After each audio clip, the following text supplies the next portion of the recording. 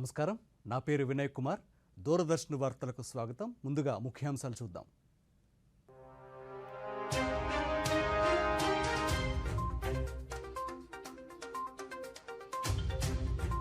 కన్యాకుమారిలో 45 గంటల సుదీర్ఘ ధ్యానంలో ప్రధాని, ద్రవాహారంతో రేపటి వరకు ధ్యానంలోనే ఉండనున్న నరేంద్ర మోదీ. తిరుమల శ్రీవారిని దర్శించుకున్న అమిత్ షా, ఆలయ మర్యాదలతో స్వాగతం పలికిన టీటీడీ అధికారులు. 8 రాష్ట్రాల్లోని 57 స్థానాలకు రేపు జరగనున్న 7వ దశ పోలింగ్. ఈవీఎంలలో నిక్షిప్తం కానున్న 904 మంది అభ్యర్థుల భవితవ్యం.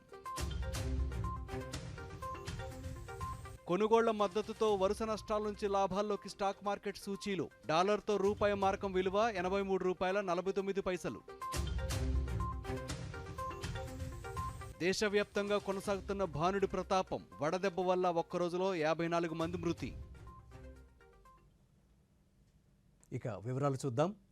తమిళనాడు కన్యాకుమారిలోని స్వామి వివేకానంద శిలా స్మారకం వద్ద ప్రధానమంత్రి నరేంద్ర మోదీ ధ్యాన నిమగ్నులై ఉన్నారు. 7వ దశ ఎన్నికల ప్రచారం ముగించుకుని నిన్న సాయంత్రం కన్యాకుమారికి చేరుకున్న ప్రధాని అప్పటి నుంచి ధ్యానంలో కూర్చున్నారు. మధ్యలో స్వల్ప విరామాలతో 45 గంటల పాటు ప్రధాని ధ్యానం చేయనున్నారు. ఈ సమయంలో ఆయన కేవలం ద్రవాహారాన్ని మాత్రమే స్వీకరిస్తారని సంబంధిత వర్గాలు వెల్లడించాయి. కొబ్బరి నీళ్లు, ద్రాక్షరసం, తేనె, ఇతర ద్రవాహారాలను మాత్రమే ప్రధాని స్వీకరించనున్నారు. ధ్యాన సమయంలో పూర్తి మౌనాన్ని పాటించనున్నారు. కాగా ఈరోజు ఉదయం సూర్య నమస్కారాలు చేసిన ప్రధాని నరేంద్ర మోదీ కొద్దిసేపు జపం చేశారు. పూర్తి కాషాయ దుస్తులు ధరించి నుదుటిన విభూతి రేఖలు పెట్టుకుని కనిపించారు. 2019లో సార్వత్రిక ఎన్నికల ప్రచారం ముగిసిన తర్వాత ప్రధానమంత్రి నరేంద్ర మోదీ కేదార్నాథ్ వద్ద గుహల్లో ధ్యానం చేసిన విషయం తెలిసిందే.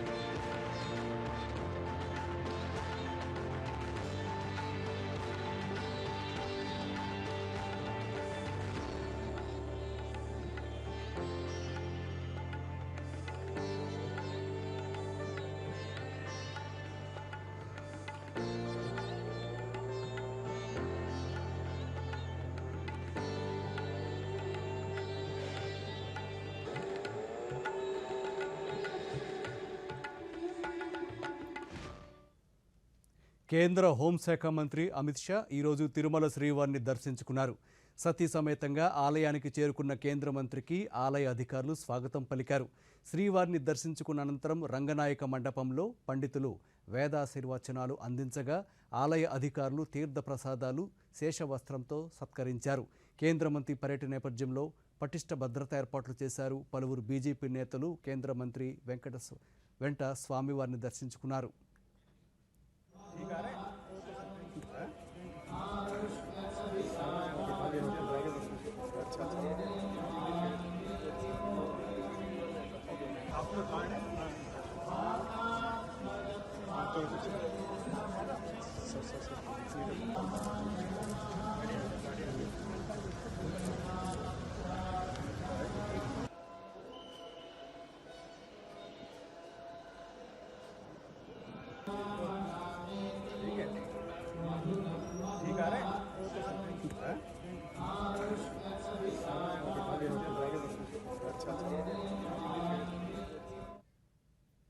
పంచాయతీలకు కేంద్ర ప్రభుత్వం ఇచ్చిన నిధులు కూడా రాష్ట్ర ప్రభుత్వం దారి మళ్లించిందని బీజేపీ రాష్ట్ర అధ్యక్షురాలు దగ్గుబాటి పురంధేశ్వరి అన్నారు. రాష్ట్ర ఆర్థిక పరిస్థితిపై వివరాలు ప్రకటించాలని కోరుతూ పురంధేశ్వరి ఈరోజు గవర్నర్ అబ్దుల్ నజీర్ని కలిసి వినతి పత్రం అందించారు. అనంతరం ఆమె మీడియాతో మాట్లాడుతూ రాష్ట్ర ప్రభుత్వం ఆర్బీఐ, ఇతర ఎఫ్ఆర్బీఐ నిబంధనలకు విరుద్ధంగా ప్రభుత్వం ఆస్తులను తనఖా పెట్టి వివిధ సంస్థల నుంచి అప్పులు చేసిందన్నారు. ఈ అప్పులు పెరగడం వల్ల ఉద్యోగులకు జీతాలు ఇవ్వలేని పరిస్థితి ప్రస్తుతం నెలకొందన్నారు. పూర్ణమైనటువంటి వివరణ మాకు కావాలి అని చెప్పి వారికి తెలియజేయడం జరిగింది. అదేవిధంగా కార్పొరేషన్ల ద్వారా తీసుకొచ్చినటువంటి అప్పులు అంటే ప్రతి ఒక్క కార్పొరేషన్ అనేక కార్పొరేషన్స్ను నెలకొల్పడం జరిగింది.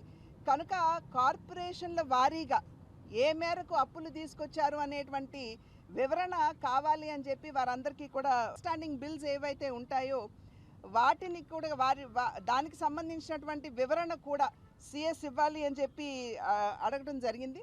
మరి దానికి తోడు రాష్ట్ర ప్రభుత్వం ఏదైతే గవర్నమెంట్ ఆస్తులు తాకట్టు పెట్టారు వాటి వివరణ కూడా ఏ మేరకు తాకట్టు పెట్టారు, ఏమేమి తాకట్టు పెట్టారు అనేటువంటి వివరణ కూడా కావాలి అని చెప్పి అడిగాం.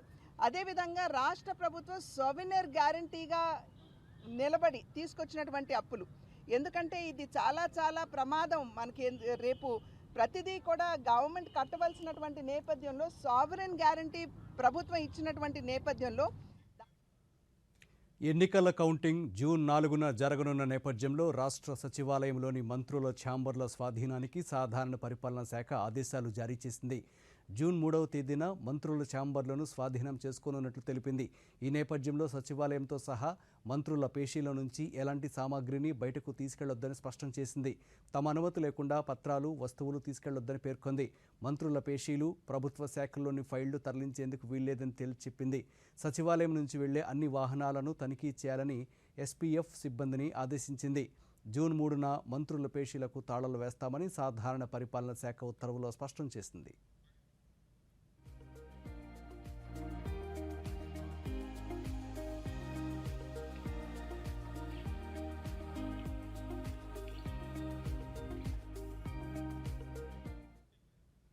రాష్ట్రంలో సార్వత్రిక ఎన్నికల పోలింగ్ అనంతరం కుటుంబ సమేతంగా విదేశాలకు వెళ్లిన ముఖ్యమంత్రి వైఎస్ జగన్మోహన్ రెడ్డి రేపు రాష్ట్రానికి తిరిగి రానున్నారు. రేపు ఉదయం గన్నవరం విమానాశ్రయానికి చేరుకోనున్నారు. కాగా ముఖ్యమంత్రి రాకను పురస్కరించుకుని అధికారులు గన్నవరం విమానాశ్రయంలో కట్టుదిట్టమైన భద్రతను ఏర్పాటు చేశారు.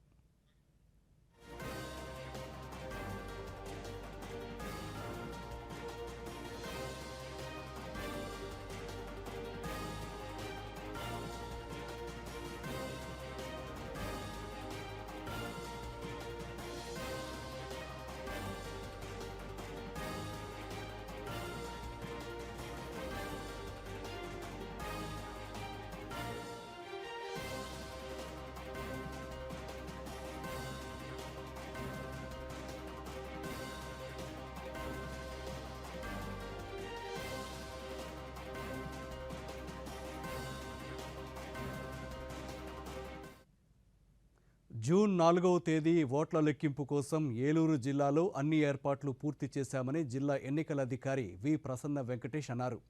Eluru sir CR Reddy engineering కళాశాలలో ఏర్పాటు చేసిన కౌంటింగ్ కేంద్రాలను ఎస్పీ దాసరి మేరీ ప్రశాంతితో కలిసి ఆయన పరిశీలించారు. ఈ సందర్భంగా కౌంటింగ్ కేంద్రాల్లో ఏర్పాట్లపై తగిన సూచనలు క్రింది స్థాయి సిబ్బందికి చేశారు.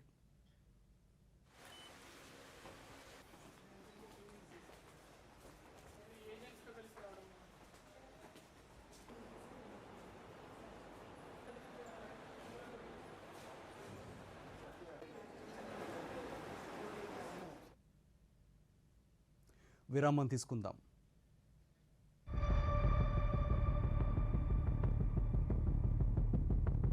మూడోసారి ఎన్డీఏ ప్రభుత్వం ఏర్పడబోతుందా? ఇండి కూటమి ఈసారి అధికారంలోకి వస్తుందా? ఆంధ్రాలో అధికారం దక్కేది ఎవరికి? తెలంగాణలో పార్టీల బలాబలాలు ఎంత? సార్వత్రిక ఎన్నికల ఫలితాలపై దూరదర్శన్ సప్తగిరి ప్రాంతీయ వార్తా విభాగం అందిస్తున్న ప్రజా తీర్పు 2024 విశ్వసనీయ తాజా సమాచారం, చక్కని విశ్లేషణలతో జూన్ 4వ తేదీన ఉదయం 8:30 నుండి ప్రత్యక్ష ప్రసారం. ఉమ్మడి కర్నూలు జిల్లా పాణ్యం నియోజకవర్గ ఎన్నికల కౌంటింగ్కు సంబంధించి అన్ని ఏర్పాట్లు పూర్తి చేశామని పాణ్యం నియోజకవర్గ ఎన్నికల అధికారి నారపురెడ్డి మౌర్య తెలిపారు. కర్నూలులో ఆమె మీడియాతో మాట్లాడుతూ రాష్ట్రంలోనే ఎక్కువ రౌండ్లలో ఎన్నికల కౌంటింగ్ పాణ్యం నియోజకవర్గంలో ఉందన్నారు. 26 రౌండ్లలో ఎన్నికల కౌంటింగ్ ఉన్నందున రాత్రి 9 గంటల వరకు గెలిచిన అభ్యర్థికి డిక్లరేషన్ ఇస్తామన్నారు. బ్లాక్లో ఫస్ట్ ఫ్లోర్లో ఉంటుంది. ఈ separate, parliament separate, postal ballot separate. Postal బ్యాలెట్కి రీసెంట్గా అప్రూవ్ చేసుకొని సపరేట్ రూమ్ పెట్టాం. ఎందుకంటే మనకి నియర్లీ 5,700 వరకు ఇప్పటి వరకు వచ్చిన వాటిల్లో అయితే 5,698 పోస్టల్ బ్యాలెట్లు వచ్చాయి మనకి. రేపు ఎల్లుండి కూడా టైం ఉంది కదా, ఫస్ట్ సెకండ్ థర్డ్. సో ఇంకా ఈటీబీపీఎస్వి రావచ్చు. మనకి ఈటీబీపీఎస్ 306 ఉంటే ఈటీబీపీఎస్ మనం ట్రాన్స్ఫర్ చేసినది ఇప్పటి వరకు మనకు వచ్చింది 112 వచ్చాయి ఈటీబీపీఎస్. సో ఇంకొక 20 వరకు రావచ్చని ఎక్స్పెక్ట్ చేస్తున్నాం. సో వీటికి మనకి నియర్లీ 5,700 వరకు పోస్టల్ బ్యాలెట్లు ఉన్నాయి కాబట్టి 6 టేబుల్స్ వేసి సపరేట్ రూమ్లో పెట్టాము. సో ప్రతి టేబుల్కి ఒక అసిస్టెంట్ రిటర్నింగ్ ఆఫీసర్ని అపాయింట్ చేశారు. దానికి ఒక కౌంటింగ్ సూపర్వైజర్, ఒక 2 అసిస్టెంట్లు, ఒక మైక్రో అబ్జర్వర్ కూడా ఉంటారు ప్రతి టేబుల్కి. అలాగే పార్లమెంట్కి అసెంబ్లీకి 14 టేబుల్, పార్లమెంట్ దాంట్లో అసెంబ్లీకి 14 టేబుల్. ప్రతి టేబుల్లో ఒక కౌంటింగ్ సూపర్వైజర్, ఒక అసిస్టెంట్ అండ్ ఒక మైక్రో అబ్జర్వర్ ఉంటారు. అండ్ ఆర్ఓ టేబుల్ దగ్గర. సో ఇప్పుడు కౌంటింగ్ అనేది మనకి 8 గంటలకు స్టార్ట్ అవుతుంది. 8 గంటలకు స్టార్ట్ అయినప్పుడు ఫస్ట్ మనం పోస్టల్ బ్యాలెట్ అసెంబ్లీవి చేస్తాము. పార్లమెంట్వి ముందు రోజు నంద్యాలకు పంపడం జరుగుతుంది. సో అసెంబ్లీవి మార్నింగ్ స్టార్ట్ చేస్తాము. ఈ ఈటీబీపీఎస్ స్కానింగ్ కూడా స్టార్ట్ చేస్తాము. సో పార్లమెంట్ ప్రకాశం జిల్లాలో కౌంటింగ్కు సంబంధించి పటిష్టమైన ఏర్పాట్లు చేసినట్లు జిల్లా ఎన్నికల అధికారి ఏఎస్ దినేష్ కుమార్, ఎస్పీ సుమిత్ సునీల్ తెలిపారు. ఒంగోలులో ఏర్పాటు చేసిన మీడియా సమావేశంలో వారు మాట్లాడుతూ జిల్లాలోని 8 అసెంబ్లీ నియోజకవర్గాల కౌంటింగ్, ఒంగోలు పార్లమెంట్ నియోజకవర్గ కౌంటింగ్, పోస్టల్ బ్యాలెట్ కౌంటింగ్ మొత్తం ఒంగోలు సమీపంలోని రైజ్ ఇంజనీరింగ్ కళాశాలలోనే నిర్వహించనున్నట్లు చెప్పారు. కౌంటింగ్ ప్రక్రియలో దాదాపు 1000 మంది సిబ్బంది పాల్గొంటారని తెలిపారు. కౌంటింగ్ సందర్భంగా శాంతి భద్రతలకు విఘాతం కలగకుండా స్థానిక పోలీసులతో పాటు ఇతర రాష్ట్రాలకు చెందిన 1000 మంది సిబ్బంది, భద్రతా సిబ్బందిని మోహరిస్తున్నట్లు చెప్పారు. సంతనూతులపాడు సెగ్మెంట్ ఆఫ్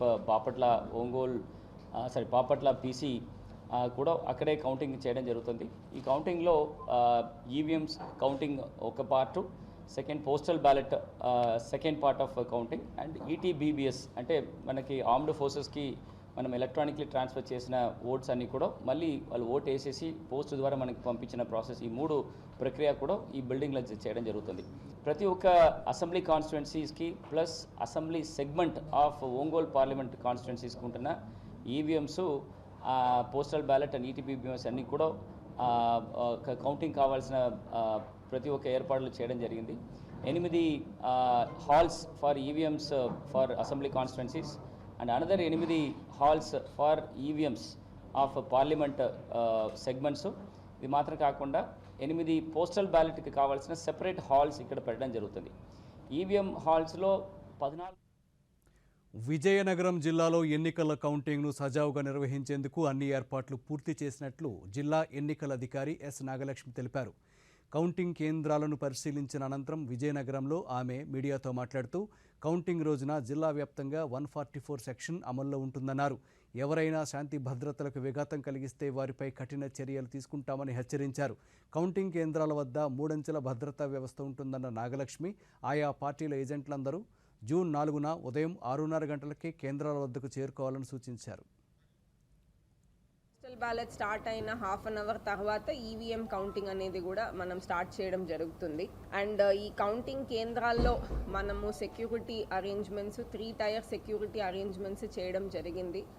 ఈ కేంద్రాల్లో అరేంజ్మెంట్స్ మేరకు మనకి స్టాఫ్ కానీ ఏజెంట్స్ కానీ ఎవరన్నా ఈ 3 టైర్ సెక్యూరిటీ అరేంజ్మెంట్స్ క్రాస్ చేసి మాత్రమే హాల్లో ఎంటర్ చేయడానికి అవకాశం ఉంటుంది.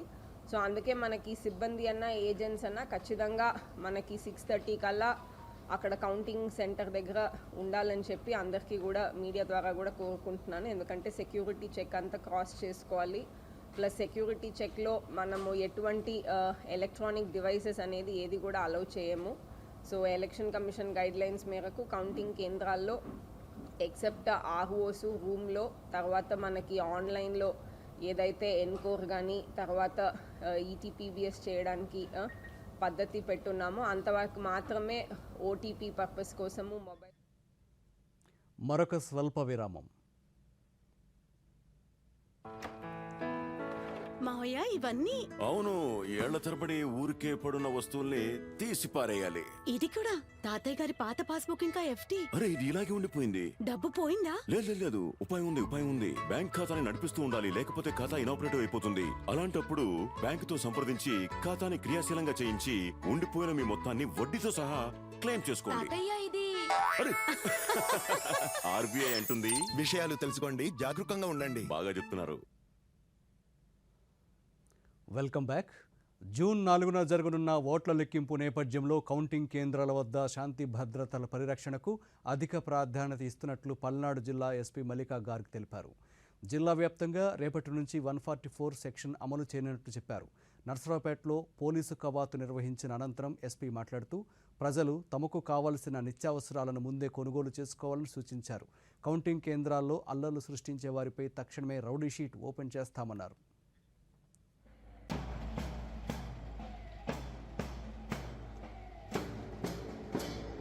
Election polling day and polling తర్వాత పల్నాడు డిస్ట్రిక్ట్లో పర్టికులర్లీ నర్సరావుపేట్, మాచర్ల ఇట్లాంటి ప్లేసెస్లో చాలా పెద్ద ఇన్సిడెంట్స్ జరిగినాయి. చాలా law and order break down అయింది. అప్పుడు దానికి ఎలక్షన్ కమిషన్ కూడా చాలా సీరియస్గా తీసుకోవడం జరిగింది. ఒక కామన్ మ్యాన్ది లైఫ్ ఎట్లా డిస్టర్బ్ చేయకుండా ప్రాపర్గా నడిపించాలి. That is our main goal. First నుంచి మనం సెక్షన్ 144 ఫస్ట్ ఈవినింగ్ నుంచి మనం చాలా గట్టిగా ఎన్ఫోర్స్ చేస్తాము. అల్టిమేట్లీ మీరు ఇన్వాల్వ్ అయితే ఒక కేసులో మీ జీవనం నాశనం లాగానే అవుతుంది. ఈవెన్ సింగిల్ కేసులో కూడా రౌడీ షీట్ ఓపెన్ చేయాలి. 2 to 5 ఆ డేస్లో మీకు ఇబ్బంది లేకుండా మీరు చేస్తారు. మనం టౌన్లో ఎక్కడైనా any type of gathering allow చేయము. డిస్ట్రిక్ట్లో చాలా ప్లేసెస్లో అరౌండ్ 30 ప్లేసెస్లో చెక్ పోస్ట్ కూడా ఏర్పాటు చేయడం జరిగింది. ఎవరైనా బయట నుంచి ఎవరు వస్తే మనం అది కూడా యాక్సెప్టబుల్ కాదు. దాని తర్వాత ఏ ఫైర్ క్రాకర్స్ ఇవి అన్నీ యాక్సెప్టబుల్ లేదు. దాని తర్వాత ఆ షాప్ది లైసెన్స్ కూడా నేను క్లోజ్ చేపిస్తాను. అది ఇప్పుడు మనకి ఫోర్సెస్. నేడు ప్రపంచ పొగాకు నిరోధక దినోత్సవాన్ని దేశవ్యాప్తంగా నిర్వహించారు. పొగాకు వినియోగం వల్ల కలిగే దుష్పరిణామాలపై అవగాహన కలిగించేందుకు ప్రపంచ ఆరోగ్య సంస్థ 1987 సంవత్సరంలోనే ఈ కార్యక్రమాన్ని చేపట్టింది. ఈ ఏడాది మాకు ఆహారం కావాలి, పొగాకు కాదు అనే నినాదాన్ని ప్రపంచ ఆరోగ్య సంస్థ ఇచ్చింది. పొగాకును పండించే రైతులు దాని స్థానంలో ఆహార ధాన్యాలతో కూడిన ప్రత్యామ్నాయ పంటల వైపు మళ్లేలా చేయటం, వారు పండించిన పంటకు ఉన్న మార్కెటింగ్ అవకాశాలపై అవగాహన కల్పించడం వంటి కార్యక్రమాలను ఏడాది పొడవునా కల్పిస్తున్నారు. మన దేశంలో వైద్య ఆరోగ్య శాఖ ఆధ్వర్యంలో పలుచోట్ల పొగాకు వినియోగం వల్ల కలిగే అనర్థాలపై అవగాహన కార్యక్రమాలను నిర్వహించారు. పొగాకును వివిధ రూపాల్లో వినియోగించడం వల్ల క్యాన్సర్లు, గుండెపోట్లు, కొలెస్ట్రాల్ పెంపు వంటి రోగాలతో పాటు అకాల మరణాలు సంభవించే అవకాశం ఉన్న నేపథ్యంలో ప్రతి ఒక్కరూ పొగాకు వినియోగానికి దూరంగా ఉండాలని వైద్య ఆరోగ్య సిబ్బంది సూచించారు.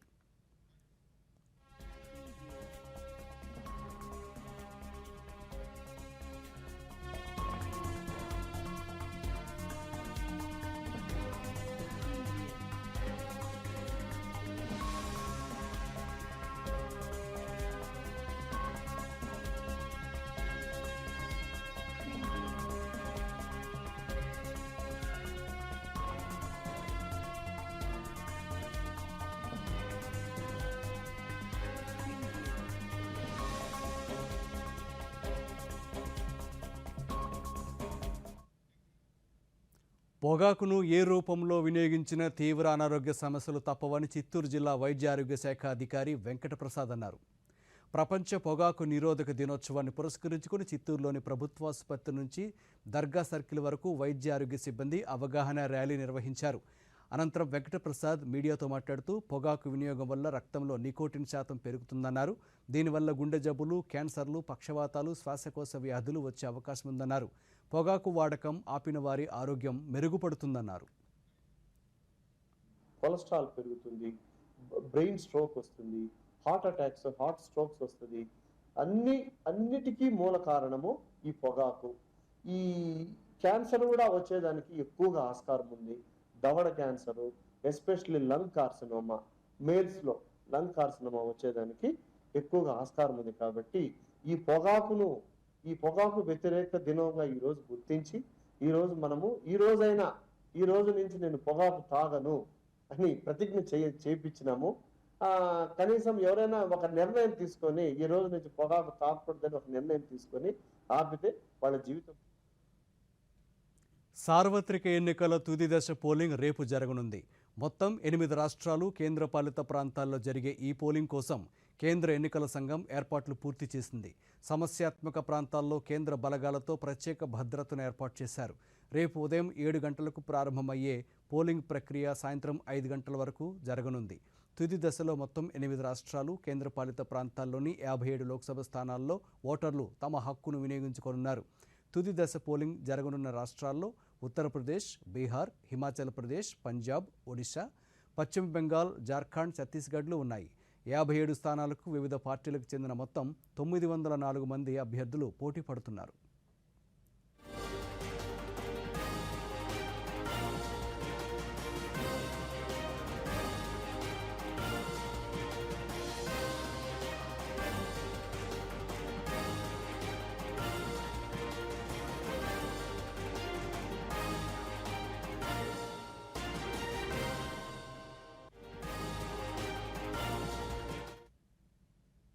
సార్వత్రిక ఎన్నికల తుది దశలో పలువురు ప్రముఖులు పోటీలో ఉన్నారు. వీరిలో ప్రధానమంత్రి నరేంద్ర మోదీ ఉత్తరప్రదేశ్లోని వారణాసి నియోజకవర్గం నుంచి వరుసగా 3వసారి బరిలో నిలిచారు.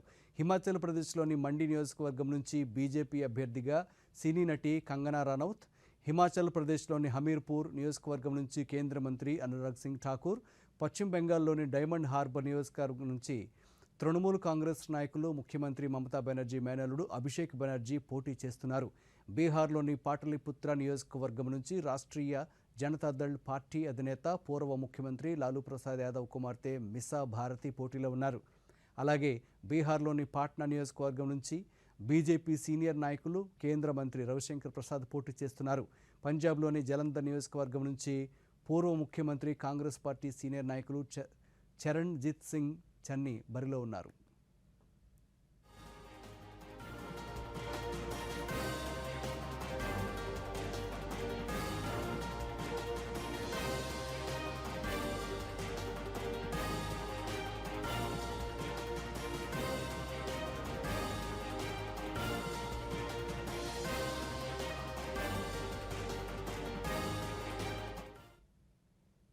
దేశ సార్వత్రిక ఎన్నికల తుది పోలింగ్ రేపు జరగనుంది. దేశంలోని 543 పార్లమెంటు స్థానాలకు 7 దశల్లో ఎన్నికలు నిర్వహించాలని ఎన్నికల సంఘం నిర్ణయించగా 6 దశల ఎన్నికల పోలింగ్ ఇప్పటికే ముగిసింది. ఈ నేపథ్యంలో ఆయా పార్టీల ప్రచార తీరుపై దూరదర్శన్ అందిస్తున్న ప్రత్యేక కథనాన్ని ఇప్పుడు చూద్దాం. దేశంలో 18వ లోక్సభ ఎన్నికలు 7వ దశలో నిర్వహించేలా ఎన్నికల సంఘం మార్చి 16న షెడ్యూల్ విడుదల చేసిన సంగతి తెలిసిందే. 7వ దశ పోలింగ్ రేపు జరుగుతున్నది. అయితే గతంలో ఎన్నడూ లేని విధంగా ఈసారి అధిక సంఖ్యలో పార్టీలు, అభ్యర్థులు ఎన్నికల బరిలో నిలిచారు. దీంతో అన్ని పార్టీలు ఈ ఎన్నికలను ప్రతిష్టాత్మకంగా తీసుకుని ప్రచారం చేశాయి. ముఖ్యంగా ప్రధానమంత్రి నరేంద్ర మోదీ 3వసారి కేంద్రంలో అధికారంలోకి రావాలన్న పట్టుదలతో శ్రమించారు. మరోవైపు కాంగ్రెస్ నేతృత్వంలోని ఇండియా కూటమి కూడా అధికారంలోకి రావాలన్న బలమైన కాంక్షతో ఎన్నికల ప్రచారాన్ని పరుగులు పెట్టించింది. లోక్సభ ఎన్నికల ప్రచారం గురువారంతో ముగిసింది. అధికార బీజేపీ, ప్రతిపక్ష కాంగ్రెస్ సహా దేశవ్యాప్తంగా అన్ని రాజకీయ పార్టీలు ప్రచారంలో చెమటొడ్డాయి. 400 ఎంపీ సీట్లు గెలుచుకోవాలని లక్ష్యంగా పెట్టుకున్న బీజేపీ నేతృత్వంలోని ఎన్డీఏ కూటమి లక్ష్యానికి తగినట్లుగా శ్రమించింది. ముఖ్యంగా ఎన్డీఏ పక్షాల తరపున ప్రధానమంత్రి నరేంద్ర మోదీ దేశవ్యాప్తంగా సుడిగాలి పర్యటనలు చేశారు. తనదైన శైలిలో ఎన్నికల ప్రచార సభలో ప్రసంగించి ఎన్డీఏ కూటమి పార్టీలో జోష్ నింపారు. 2019 ఎన్నికలతో పోలిస్తే మోదీ ఈసారి ప్రచారంలో చాలా వేగం చూపారు. తాజా లోక్సభ ఎన్నికలలో ప్రధానమంత్రి నరేంద్ర మోదీ 200కి పైగా సభలు, రోడ్ షోల్లో పాల్గొన్నారు. 2019లో 68 రోజుల ప్రచారంలో 145 సభల్లో పాల్గొనగా ఈ ఏడాది మార్చి 16న ఎన్నికల షెడ్యూల్ వెలువడిన నాటి నుంచి తుది దశ ఎన్నికల ప్రచారం ముగిసే వరకు 76 రోజుల్లో 206 సభల్లో పాల్గొన్నారు. వివిధ మీడియా సంస్థలకు 80కి పైగా ఇంటర్వ్యూలు ఇచ్చారు. 400కు పైగా సీట్లలో విజయం సాధించి 2024లో మళ్లీ 3వసారి అధికారం చేజిక్కించుకోవడానికి తీవ్రంగా శ్రమించారు. మార్చి 15, 17 3 రోజుల వ్యవధిలోనే 5 రాష్ట్రాలను ప్రధాని చుట్టేశారు. ఎన్డీఏ అభ్యర్థుల పక్షాన ప్రధానమంత్రి నరేంద్ర మోదీతో పాటు కేంద్ర హోంశాఖ మంత్రి, బీజేపీ అగ్రనాయకులు అమిత్ షా, ఆ పార్టీ జాతీయ అధ్యక్షులు జగత్ ప్రకాష్ నడ్డా, పలువురు కేంద్ర మంత్రులు విస్తృతంగా ప్రచారం చేశారు. ప్రధానంగా దేశ భద్రత, దేశ అభివృద్ధి, మత ప్రాతిపదికన రిజర్వేషన్ల కట్టడి, పౌరసత్వ సవరణ చట్టం అమలు, అవినీతిపై పోరాటం, నిరుద్యోగులకు ఉపాధి, ఉద్యోగాల కల్పన, దేశంలో సౌరశక్తి వినియోగానికి ప్రాధాన్యం వంటి అనేక కీలక అంశాలను ఎన్నికల ప్రచారంలో ప్రస్తావించారు. ఎన్డీఏకు ధీటుగా కాంగ్రెస్ పార్టీ నేతృత్వంలోని ఇండియా కూటమి విస్తృతంగా ప్రచారం చేసింది. కాంగ్రెస్ పార్టీ జాతీయ అధ్యక్షులు మల్లికార్జున ఖర్గే, ఆ పార్టీ అగ్రనేతలు రాహుల్ గాంధీ, ప్రియాంక గాంధీ సహా పలువురు నాయకులు దేశవ్యాప్తంగా ఆయా దశల పోలింగ్కు అనుగుణంగా విస్తృత ప్రచారాలు చేశారు. తాము అధికారంలోకి వస్తే ప్రతి పేద కుటుంబానికి ₹1,00,000 ఇస్తామని, రాజ్యాంగాన్ని పరిరక్షిస్తామని హామీలు గుప్పించారు. కాగా 7 దశల ఎన్నికల్లో ఇప్పటి వరకు జరిగిన 6 దశల్లో 78 కోట్ల మందికి పైగా ఓటర్లు తమ ఓటు హక్కును వినియోగించుకున్నారు. మరో విరామం తీసుకుందాం.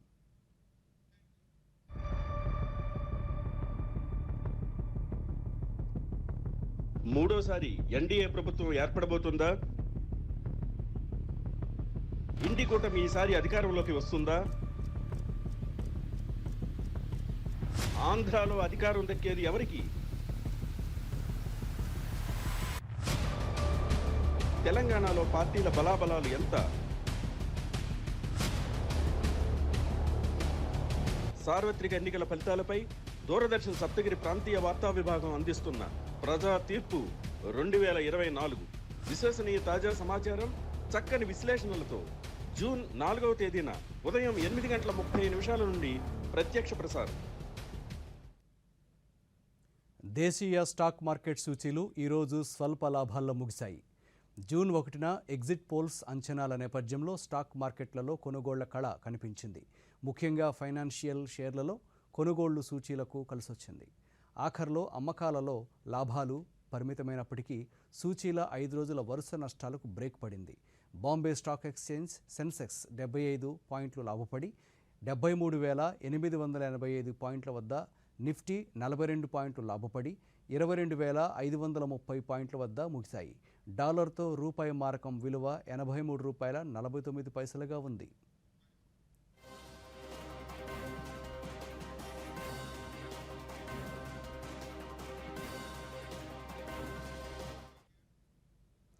భానుడి ప్రతాపంతో ఉత్తరాది రాష్ట్రాలు అగ్నిగోళాల్లా మండిపోతున్నాయి.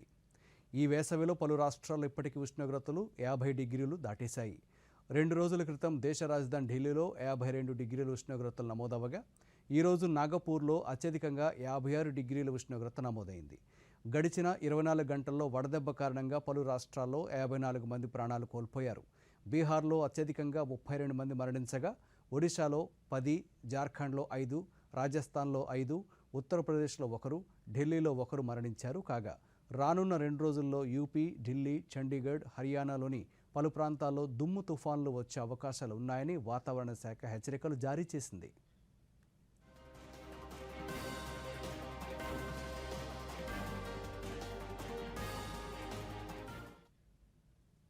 రాష్ట్ర వ్యాప్తంగా ఎండల తీవ్రత కొనసాగుతోంది. 145 మండలాల్లో నేడు తీవ్రమైన వేడిగాలులు వీచాయి. ఈ వడగాల్పుల దృష్ట్యా ప్రజలు అప్రమత్తంగా ఉండాలని, అవసరమైతే తప్ప బయటకు రావద్దని రాష్ట్ర ప్రకృతి విపత్తుల నివారణ సంస్థ హెచ్చరికలు జారీ చేసింది.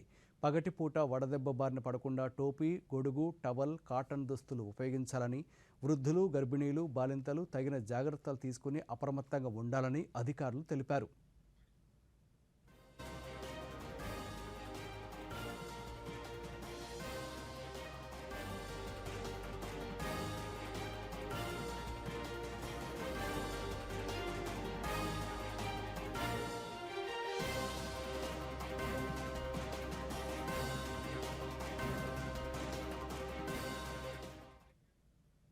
ఈ వార్తలు ఇంతటితో సమాప్తం. నమస్కారం.